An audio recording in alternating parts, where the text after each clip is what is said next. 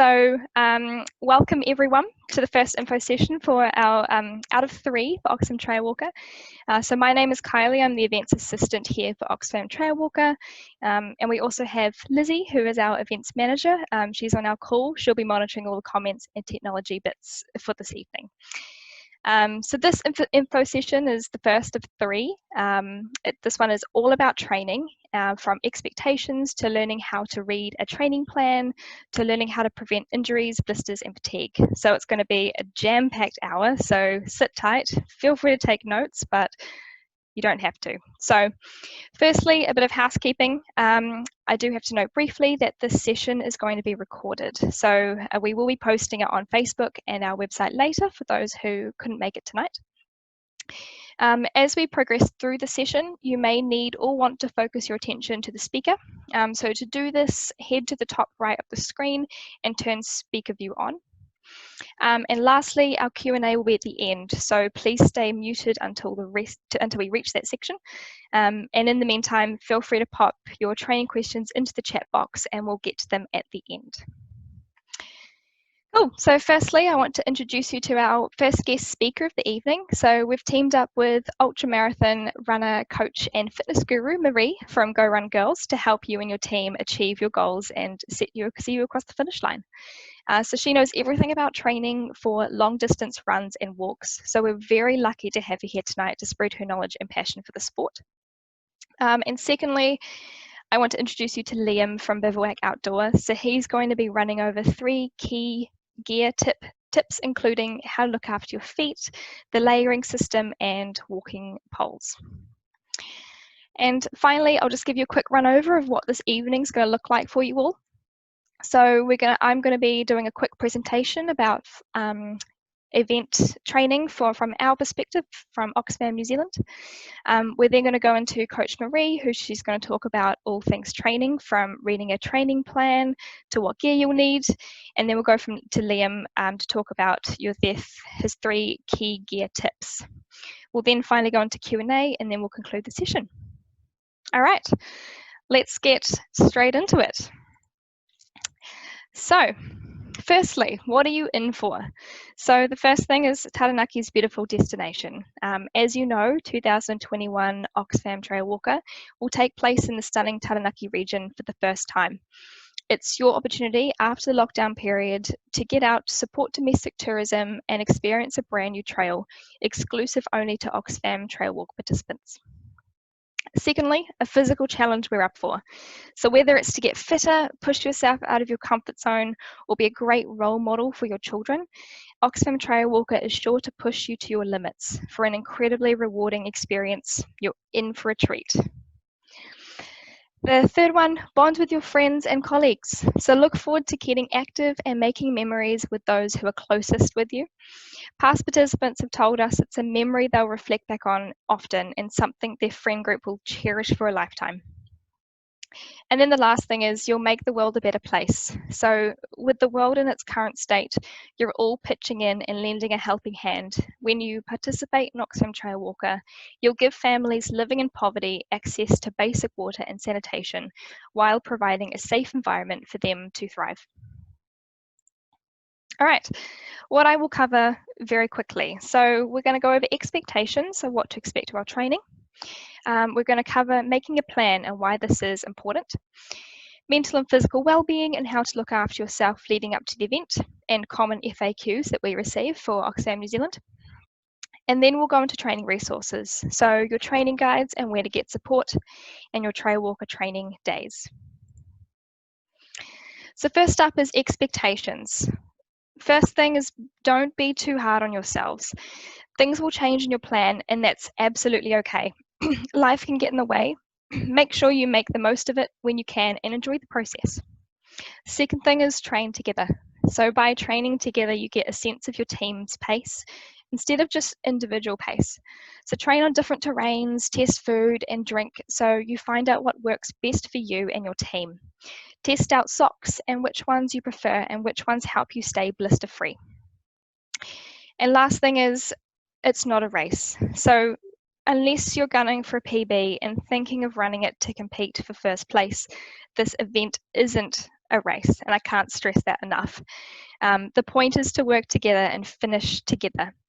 So rushing it could mean injuries, dehydration, or blisters, just to name a few, and I'm sure Coach Maree will touch a little bit on that later on this evening. The next thing is making a plan. So in your first team meeting, discuss the training approach you'll do, together and individually, to reach your team's target time. Check when people are available for trainings. So availability is such a key part of this process. The third thing is schedule team trainings, so meetings into the calendar. For our office, the teams who take part each year put a diary invite in the all office diary on Mondays, right after work, for people to walk together to train, and also gives colleagues in the office to join in, catch up, and give them a good morale boost.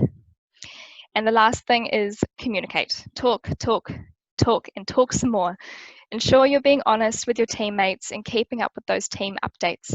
This is especially important when the team is training separately in different parts of New Zealand, if that's the case for your team. The next thing is mental and physical well-being. So the first thing is practice training your mind out on the training walks, mind over matter. You're out on the trail for a long time. This means you'll want to keep your mind occupied along the way to avoid boredom. Think about ways that you and your team can keep yourselves entertained. So this could be things like making up a song along the way, counting things on the trail, playing charades as you go, improv storytelling, or even telling some jokes. Look out for your team members and yourself. It's not only a team event, it's event weekend, but also during your training.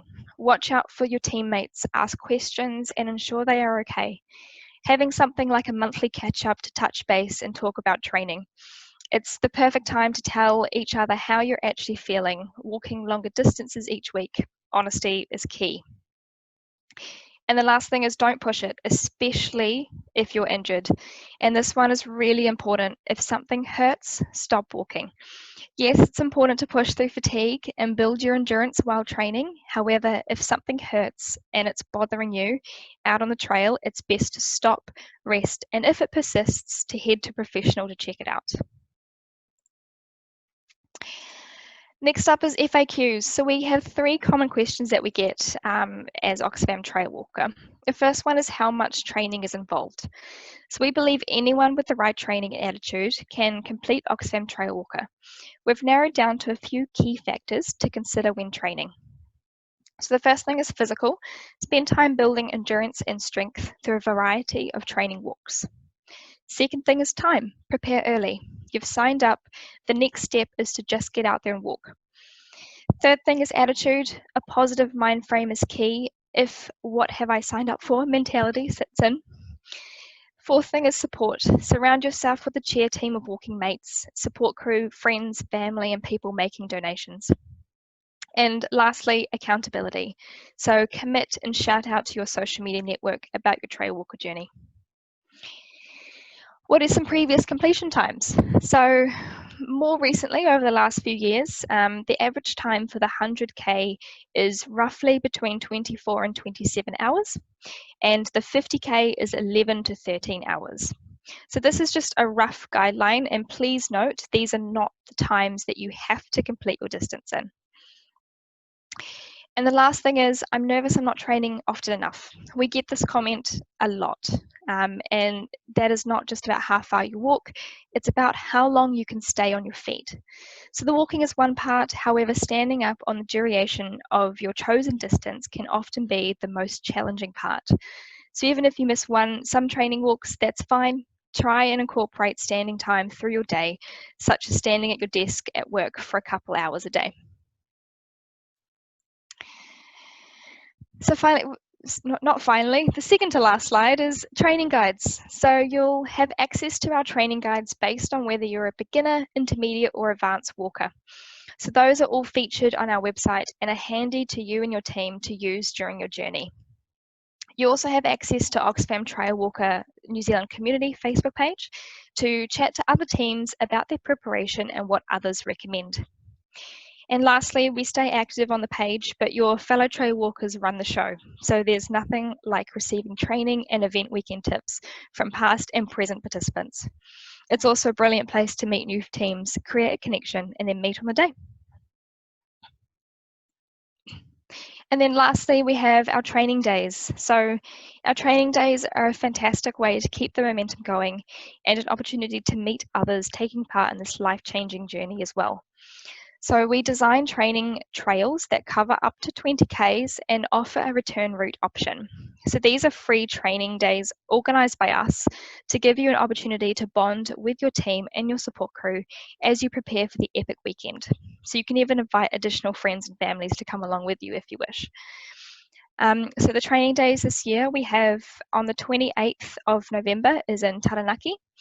We have one on the 5th of December in Wellington, and then the 12th of December in Auckland. And more information about these training days will come out a little bit closer to these dates. And that wraps up Oxfam's presentation. So I'm sure you have questions. Please hold them until the end. Obviously, if you can't keep them in your mind, pop them in the comment or chat box and we'll get to them at the end. However, what I'll do now is I'll pass it over to Coach Maree. So if there's anyone in here in this info session who missed my introduction at the start, we have a special guest, Coach Maree. She knows everything about training from long distance runs and walks. So we're very lucky to have her here tonight to spread her knowledge and passion for the support. So we'll pass it over to you, Coach Maree. I'm going to mute myself and I'm going to stop sharing my screen and you can go from there. All the best. Thank you so much, Kylie. Hi, everyone. I'm Coach Maree from Go Run Girls. I am super excited to be part of the Oxfam Trailwalker event next year in Taranaki. I feel very, very blessed that I get to help you guys get to the end with my little bits of tips and advice. Now, what I'm going to share tonight is really through my own experience of doing ultra marathons, also experience from being a personal trainer and a coach, and at the moment I'm training a lot of clients that are, you know, reaching a little bit further and sort of bypassing the marathon and going straight to the ultra marathon, which is anything over 42K. So I hope you find my information helpful. Anyway, let's get started. So I wanted to talk firstly about plans.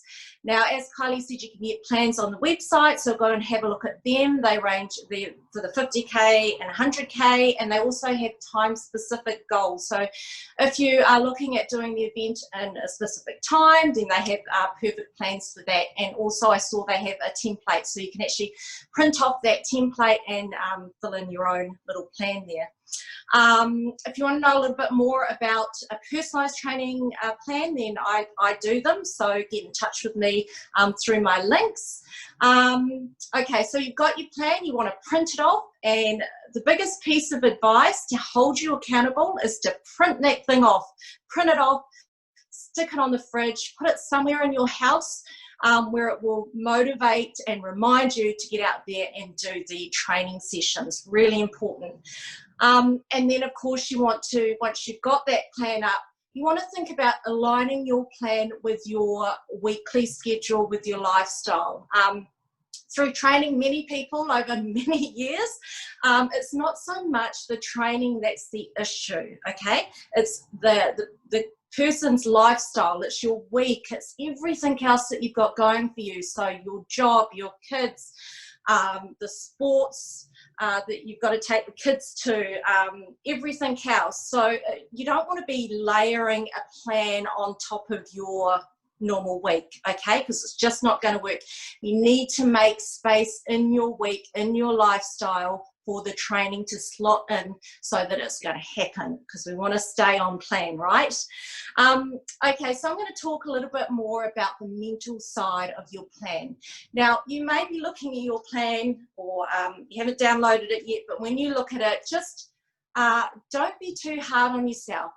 Look at the plan, but try not to get too overwhelmed in the process, okay? What you are doing is an amazing, amazing achievement to be able to walk or run 50K or the 100K. You're not talking like a 10K, you know, event that goes around the block.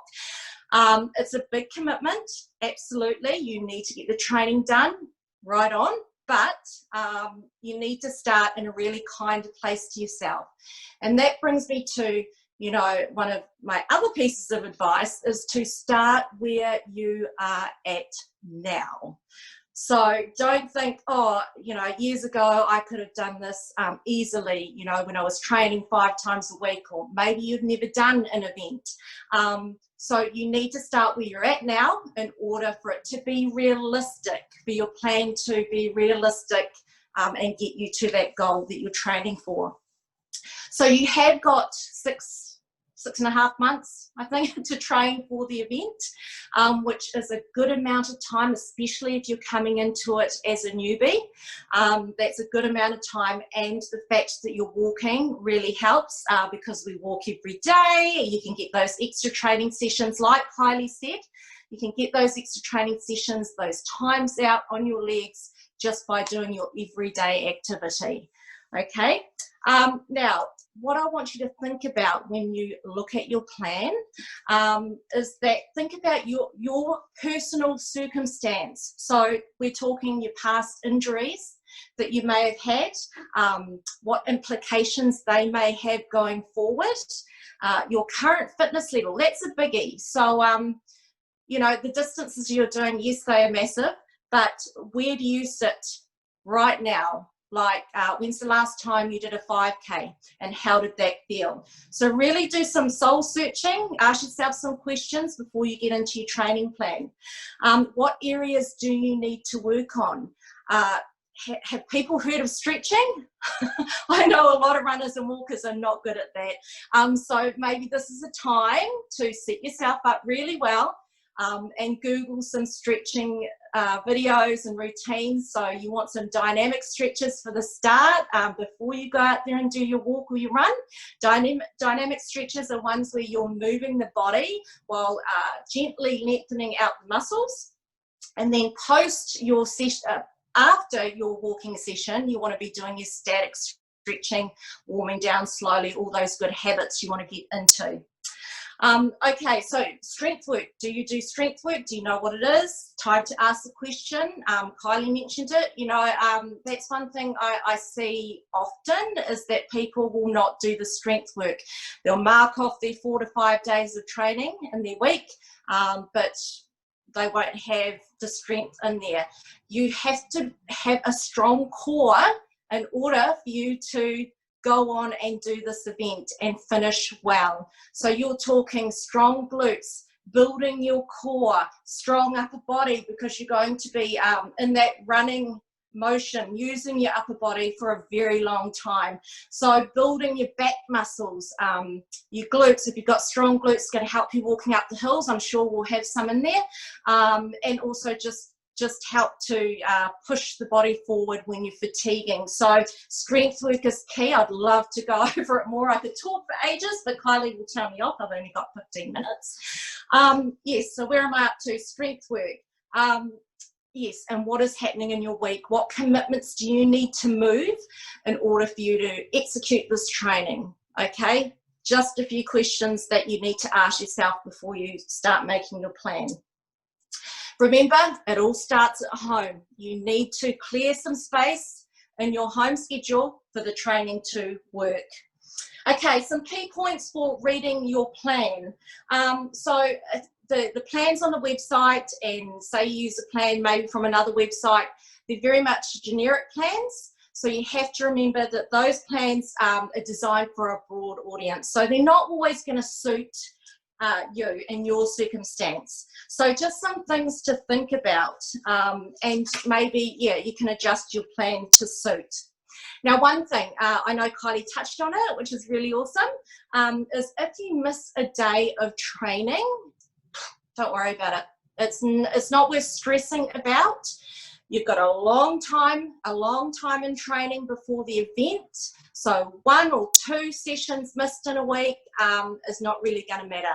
Okay, the important thing is you build consistency around your training, you build consistency around strength building and stretching and all the good little habits we want to build, rather than, you know, being hard on yourself because you've missed some training. If you try and squeeze that training in, it could be too much of a load on your body, and then we run into injuries, and we do not want that. So miss a day, that's fine, move on.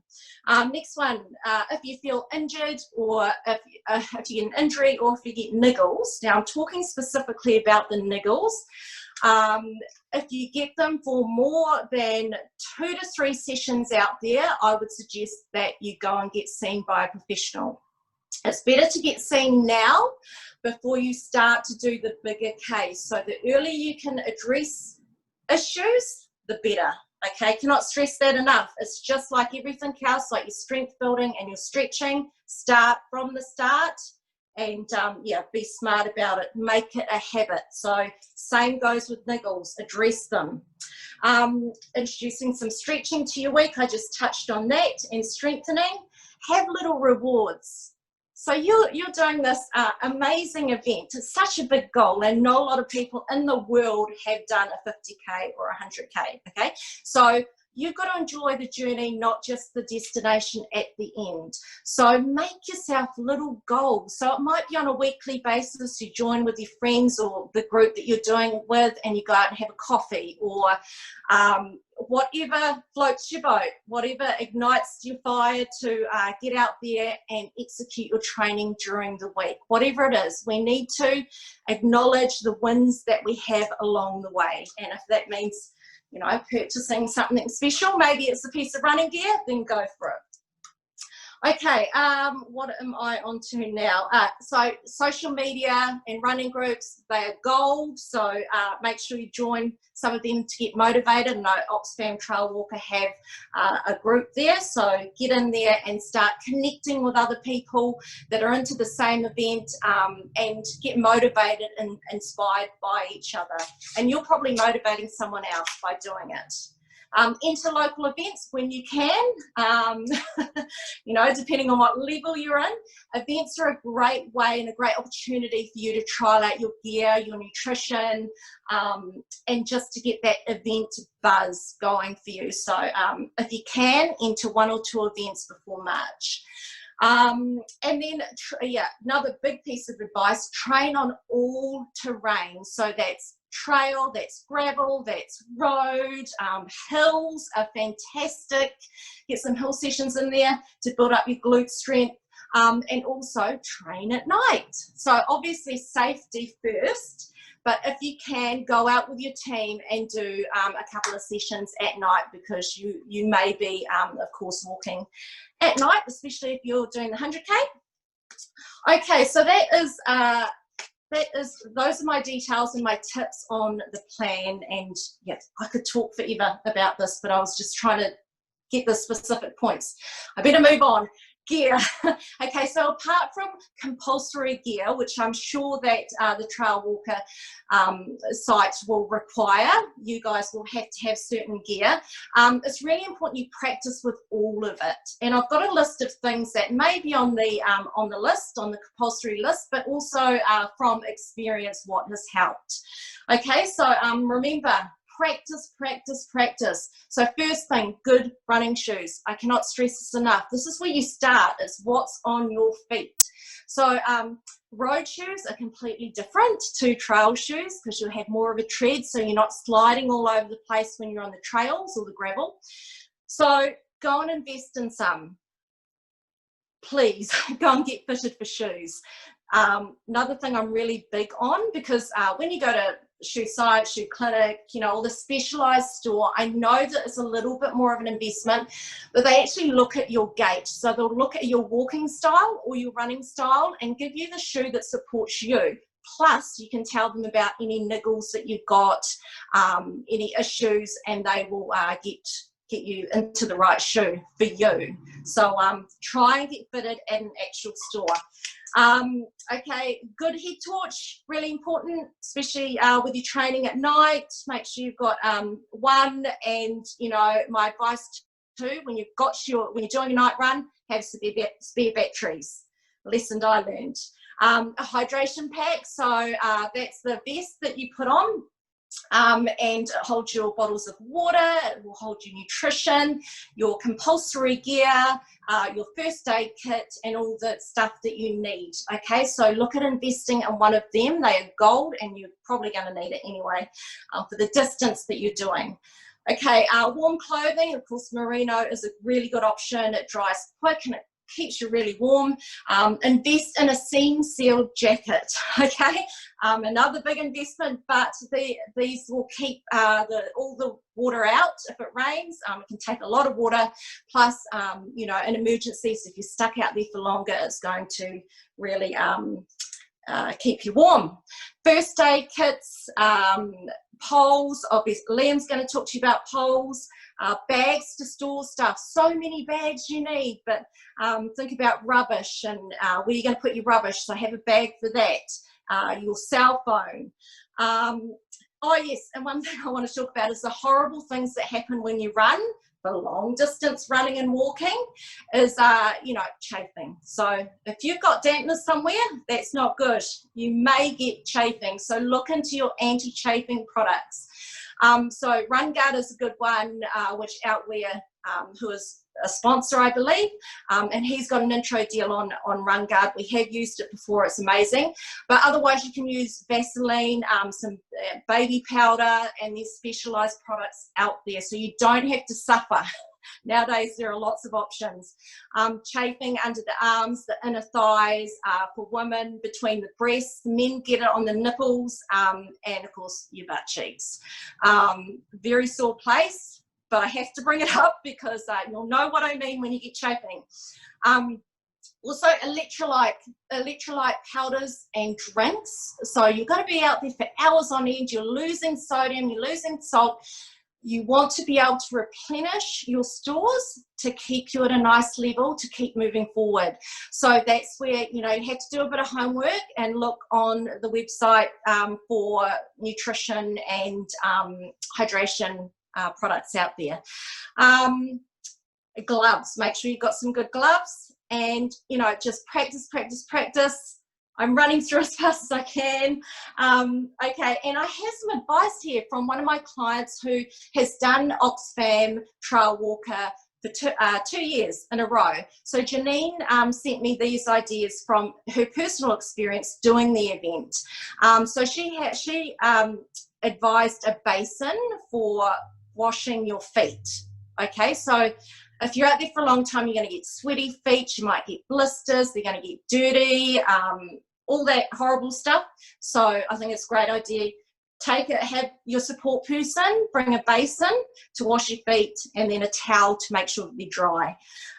Make sure you've got spare thermal. She had to give one of her teammates her thermals last year. Also a silver foil emergency blanket. She had to use one year, walking 20 Ks in it because it was raining and cold, which I'm sure is a requirement anyway. She also used poles and found them really helpful. I recently used poles for my 100K, and they were gold, and they saved me and actually helped me to get to the end. It takes a lot of the load off the legs, and especially if you've got a niggle happening at the time, poles can be great because then you can balance on them, and the poles will take the weight rather than your body. Okay, and she's also said hiker's wool for those blisters, which you can get at the chemist. Also antihistamines, in case you get a bee sting, you break out in something, and also antihistamine cream, okay? So those are the tips from her. My last words, okay, so my last words: print off your plan, move every day, start where you are now, don't sweat the small stuff, make yourself accountable to someone or a group, because, you know, accountability is really such a big element to this whole training thing and getting through to the end. Practice everything from your gear to nutrition. This will give you confidence at that start line. You want to have options, you want to have used everything and trialed it.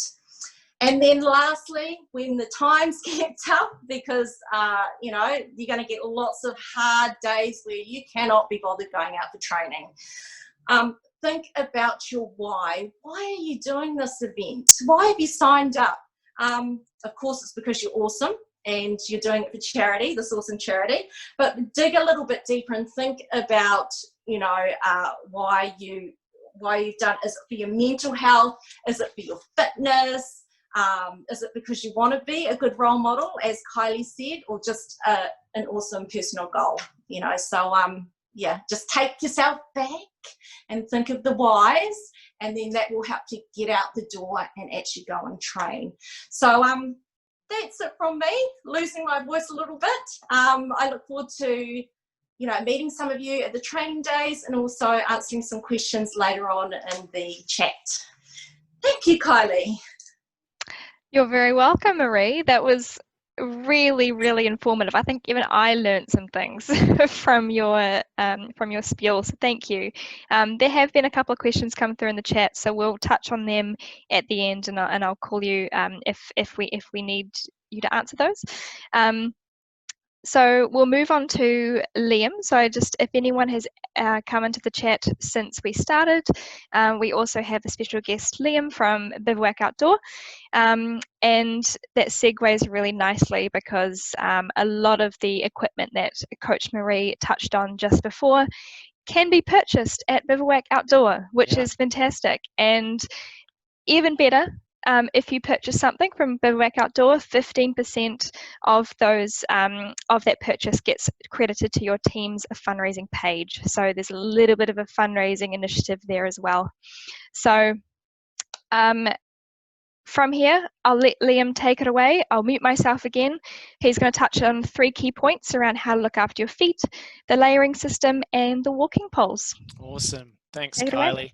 No problem. Hi, everybody. I'm Liam. I work at Bivouac Christchurch, and it's really cool to be here to help you guys out. I'm here to give you guys a few tips about gear, as Kylie said, that would really help you out during your walks. So before I begin, though, I just wanted to say Bivouac would really like to encourage you guys to come in and just show us what kind of gear you have. Like, bring in your gear and just show us what you have. We can talk about it. We've got people that know plenty about gear, and they can talk about all sorts of aspects of gear. Really like taper that sort of thing to your needs.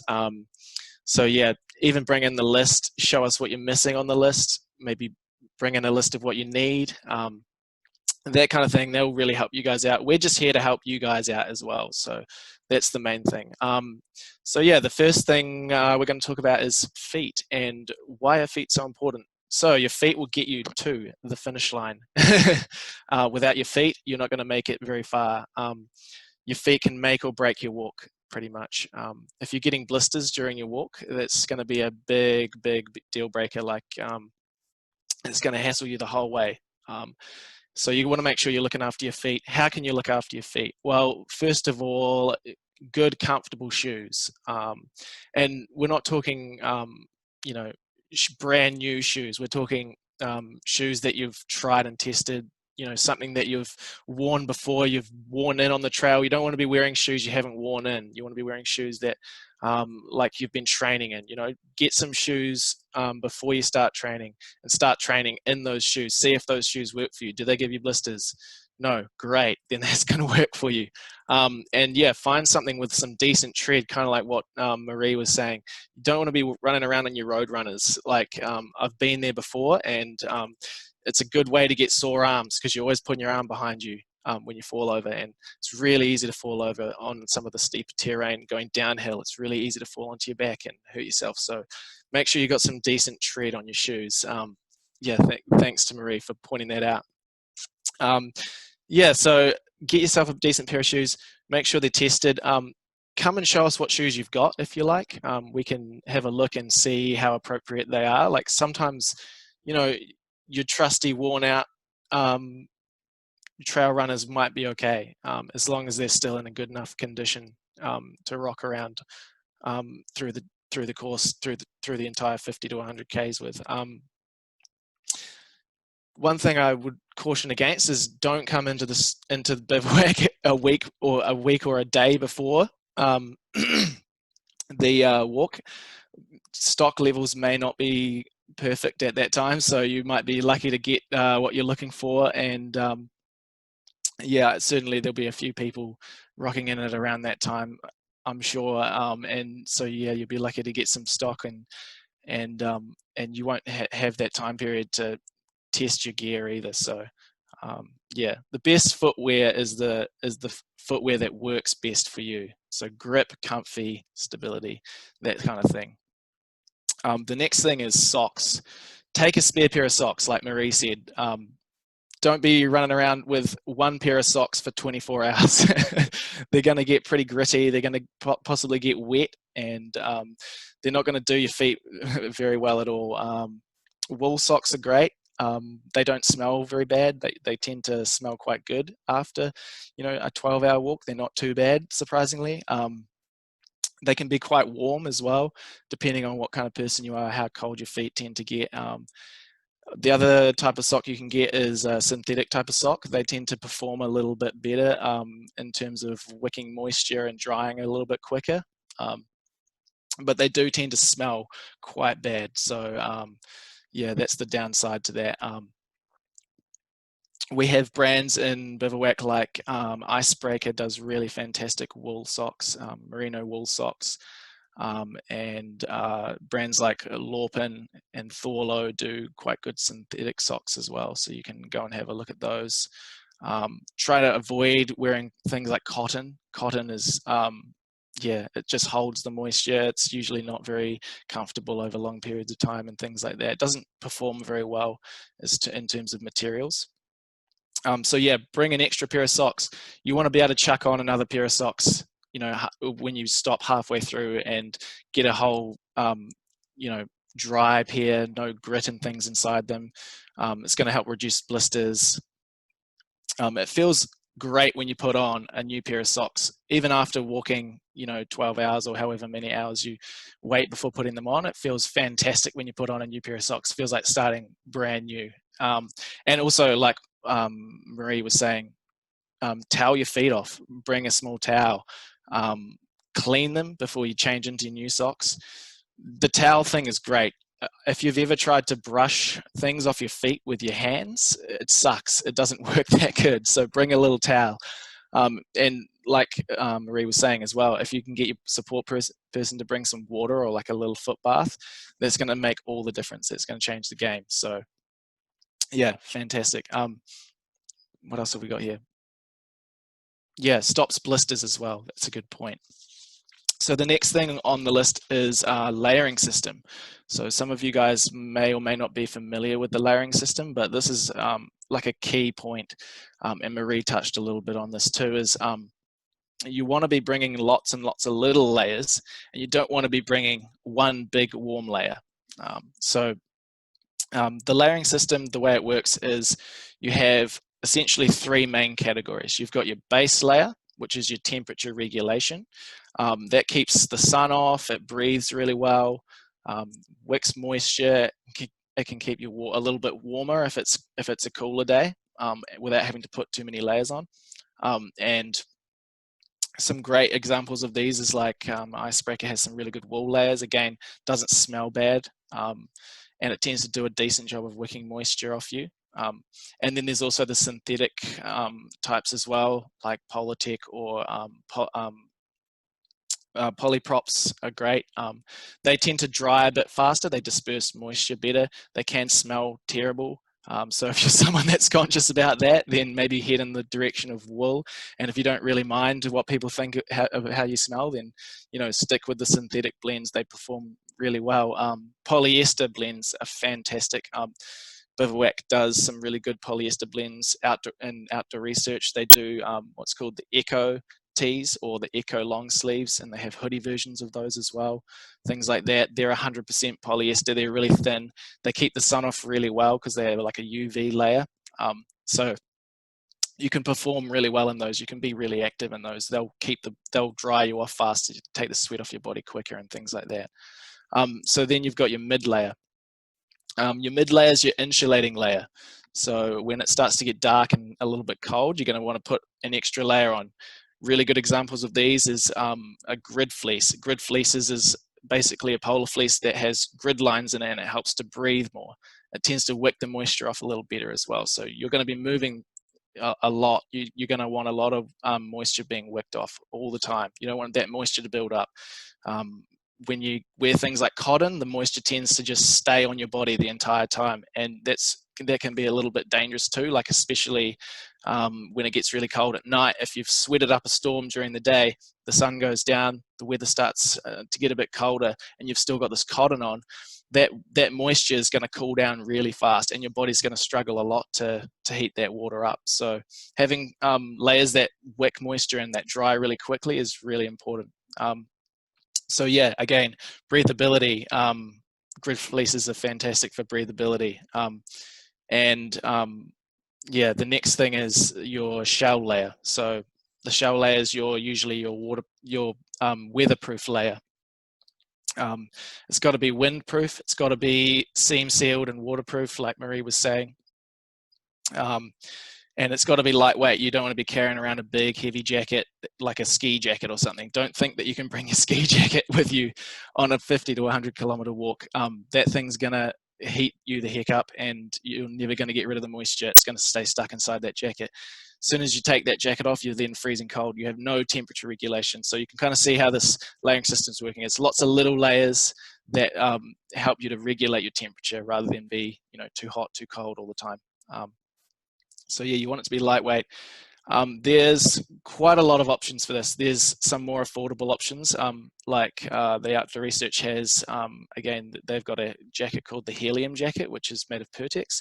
It's a really lightweight jacket, weighs like 100 grams, packs down into something like the size of your hand. So it's really easy to pack into your pack. And then I know brands like Arc'teryx, we do in our store as well. They do like a fantastic Gore-Tex version of a lightweight jacket, so that's going to breathe a little better than stuff like Pertex. But yeah, layers like that is going to assist you a lot. You're going to be able to chuck those on just over top of your base layer even. You don't even have to have an insulated layer below those. You can chuck those on straight over a base layer if it's too windy and you don't want to get too hot, and also if it's a bit rainy and then you're still a bit warm because you're still moving, you can chuck that shell layer on straight over top. But you don't want it to be too heavy. As long as you've got like a sort of lighter weight shell layer, that's really important. And the last thing that we're going to talk about is poles. So the reason that poles are so great, as Maree was saying, is you get fewer injuries. You get way more stability with poles. Slipping over and things like that, or if you're on some really rugged terrain, going downhill and things like that, you can stick your pole out in front of you, post that pole somewhere that you otherwise wouldn't be able to reach with your hand, and that's going to help you a lot when you're navigating some kind of sketchy terrain. The other thing is there's less pounding on your joints and things like that. So if you're someone who has like issues with their joints, or you have niggles and things like that, the poles are really going to take a lot of the impact off. You're putting more of the impact onto your hands. It's supposed to be roughly 20%, as studies have shown. So yeah, you can really reduce the strain on a lot of your limbs. I know, like for me, going downhill is when I get most of the strain on my limbs, especially through my knees, and I've got a bit of a dodgy right knee. So yeah, poles are fantastic for that, just taking so much more impact off. And it's, like I say, especially on the downhill when gravity's really working against you and you kind of feel like you're being forced downhill, that helps you out a lot. So yeah, the other thing is fewer face plants. And that just goes back to the thing I was saying before, fewer injuries. So there's just way more stability. You've got 4-wheel drive. You're not going to be slipping around as much, things like that. They have done studies on poles as well to do with energy output and things like that. So yeah, they have shown that you are going to feel less fatigue. You're using kind of more overall effort, but it's spread throughout your body rather than focused in one area of your body, like straight into your legs. So it's going to help you a lot, with overall with feeling fatigue. And just a couple of things that we have off the top of my head at Bivouac. We've got Black Diamond and Compudale poles. So you can look into the pole side of things a little bit more, but basically there's a few different types. There's carbon, which is super lightweight, super packable, and then there's aluminium, which are the two main materials. Lightweight aluminium. Aluminium tends to be a little bit stronger, but it's a little bit heavier and sometimes doesn't pack down as small. But yeah, have a look online, see what best suits you guys, and see how you go. You can come in, have a yarn to us about what sort of things might suit you best. If you're someone who's looking to be ultra light during your trip, then yeah, you might want to go for the carbon option. But there is plenty of aluminium options out there that suit you as well. So yeah, that's pretty much it for me. Those are the three main tips that Bivouac wants to give. And yeah, again, just come into the store and talk to us and find out find out what you've got. We want to find out what you've got, and we can help you out. We can give you tips, and you can kind of discuss gear needs and wants with us. So yeah, cheers. Awesome. Well, thank you, Liam. That was, again, super informative. There are so many different options that you can pick, and everyone is different. So it's really helpful if you can head into a store, obviously when lockdown is lifted, head into your local Bivouac store and have a chat, see what people say, and they can develop that around you. And yes, Trudes, you just mentioned, again, like I mentioned before, if you go into one of their stores and purchase something, you get 15% of that credited to your team's fundraising page. So even better. Cool. All right. Well, we've got about 10 minutes left to go, so we'll jump straight into Q&A. So I know that there are a couple of comments come through in our chat over the last few minutes. I think we all have one question each so far for Maree, myself, and Liam. So I'll jump into those, and if you have any others that's prompted either for myself, Maree, or Liam, just pop them in the chat and we'll get to them over the next 10 minutes. So Kylie, questions from the chats. I'll probably jump actually to Liam firstly. Joe has asked, what do you recommend on the legs, shorts or leggings? Yes, so shorts are great. However, if you're just going to wear shorts, you might want to bring some long johns or something like that with you, or like you said, leggings is great. Often you'll find people will wear things like leggings or long johns underneath their shorts, and that kind of gives you a little bit of breathability, and you still get that warmth and things like that. But you kind of have to judge it with the temperature. It's still a great idea to bring some leggings or some long johns along with you, because it's just an essential. So yeah. Brilliant, thank you. Maree, there was a clarification asked of you. So Trudes has asked, when you talked about shoes, were you talking about running shoes or trail shoes? So for your shoes, well, you've got your road shoes and then you've got your trail shoes. So road shoes being just running out on pavements and pretty even surfaces, and then you go into your trail shoes, which have a lot more grip on them for when you go into the bush, or even if you go onto an uneven surface. So you can get shoes that are hybrid ones, so they're half and half. So I really recommend that you go to your local specialised shoe shop and talk to them about, what your needs are. But there's so many options out there. But trail walking shoes, trail running shoes. You just want that grip for this event. Brilliant, thank you. And then to go full circle and back to Kylie. So Kylie, do you want to talk briefly about compulsory gear, or how we'll be sharing this gear list with our walkers? Yes, I can do. I actually don't have the list right in front of me, so I might push it back to you, Lizzie. But we will have the gear list up on our website very soon. So that's just being finalised with Bivouac Outdoor. And it's just a very short list of things that you'll need to get before event weekend. So I might sorry, Lizzie, push it back to you. And Cool. actually, because I think you have the list in front of you probably. Oh, no. Yeah. But no. So we'll be working with Bivouac Outdoor to kind of give you an idea of what's recommended and what's compulsory in terms of bringing with you for Trailwalker weekend. And a couple of the things that are on the compulsory gear list are things like a whistle for safety, a first aid kit, as Maree mentioned, but also those foiled survival blankets for when it gets, well, hopefully it won't, but when it rains briefly in amongst the sunny weekend. As well as a few other bits and pieces, but as Kylie says, we'll be sharing that with you really, really soon. And then Kylie, one final question for you at the moment. Yeah. The times you mentioned earlier, the average times it takes to complete Oxfam Trailwalker, does this include breaks? It does indeed. Yes, so those average times are the average times from the start and the finish of the event. So that includes your break times, it includes time that you spend with your support crew, toilet breaks, everything in between. It includes that. Again, like I mentioned before, those aren't the times that you need to finish the event in. So we have a rough cutoff time for the 50K, which is 18 hours, and it's 36 hours for the 100K. And again, Lizzie, if that's incorrect, please let me know. But yeah, those are just the rough times of what teams usually finish it in.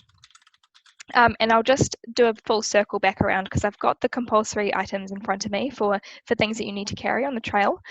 So the compulsory items are the bib.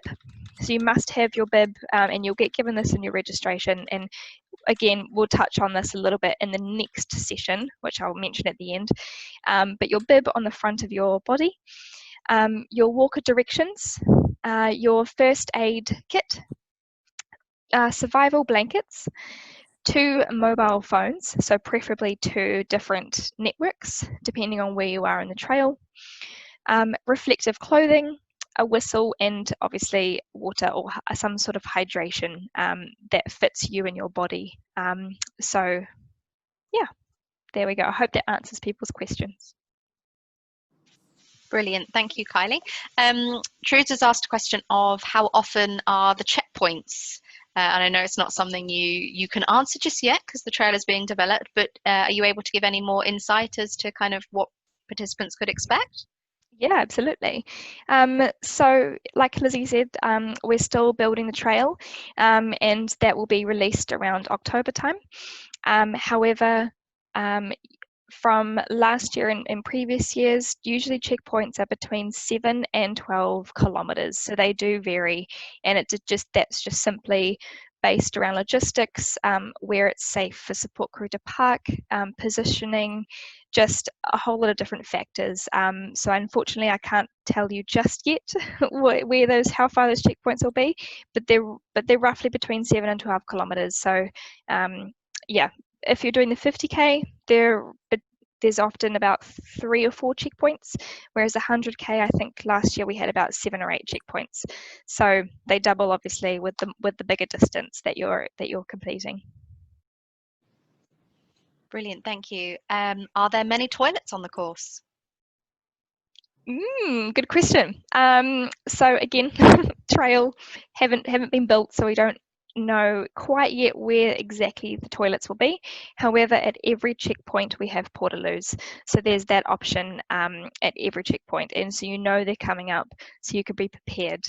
But if you're lucky, and we had this in the trail last year for Whakatane, there are some public loos along the way, so between checkpoints, between portaloos, you've got access to public toilets as well. So again, that information will be released in a couple months' time once we've got that trail out to you all. And a difficult one now for you, Kylie. What are the main reasons people don't finish? That is a difficult one. So I suppose, Lizzie can probably touch a little bit around stats, around exactly kind of percentages around how many people don't usually finish. However, usually the reason is fatigue and blister injury, and we see this every year.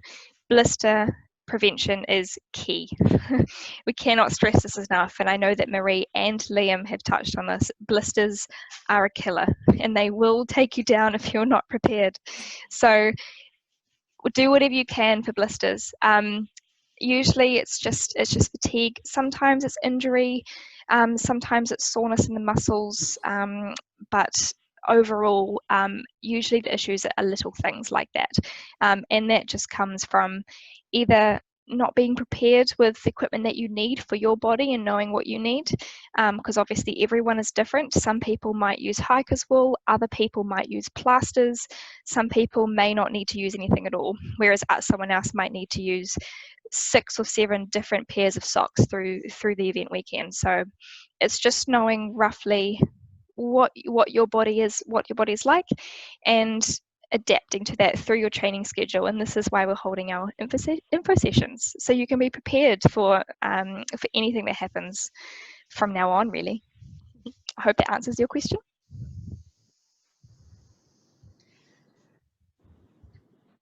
Brilliant. I think that's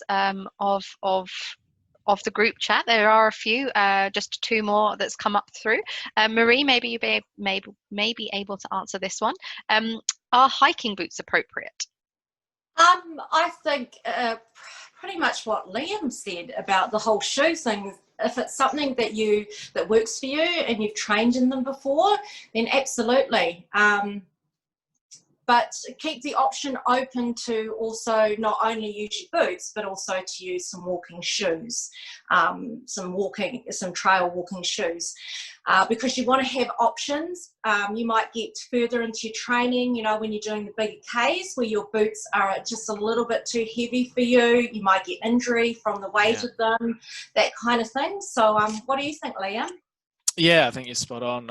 Like, obviously, if you're training in hiking boots, that's cool, but they are quite heavy.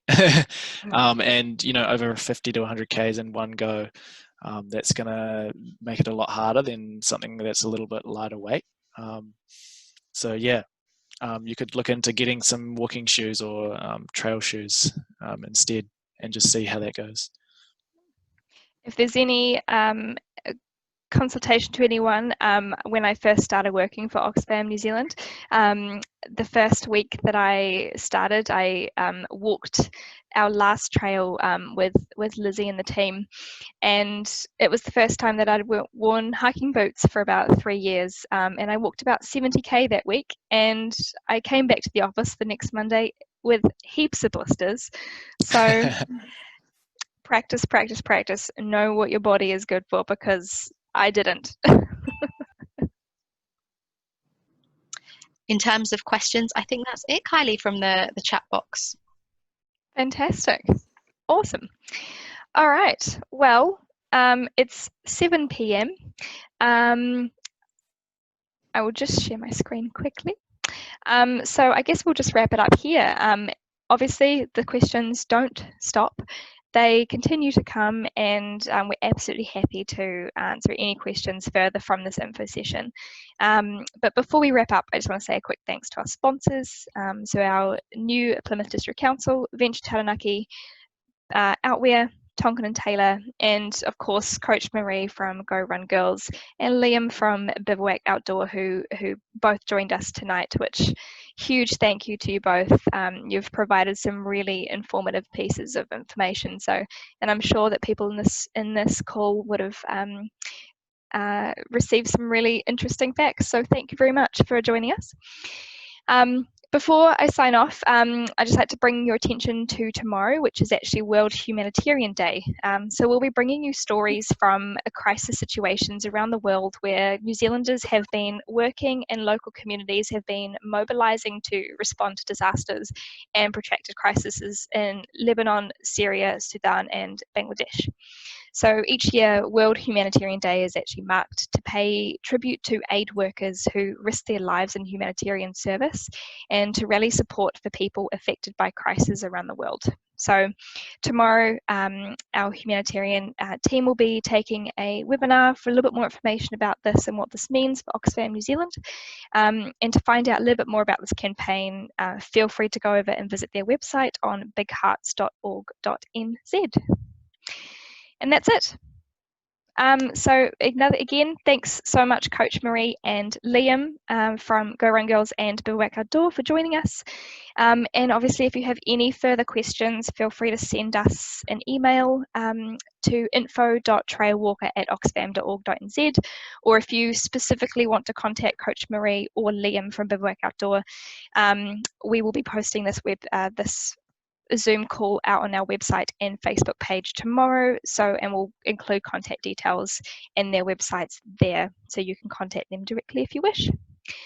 In the meantime, stay safe, train smart, and the next session out of the 3 is going to be held on September the 22nd, and this one is going to be all about event weekend, so everything you need to know about those glorious 2 days that you're going to be walking either 50 or 100 kilometers. So hopefully we'll see you there, and yeah, that's all from me.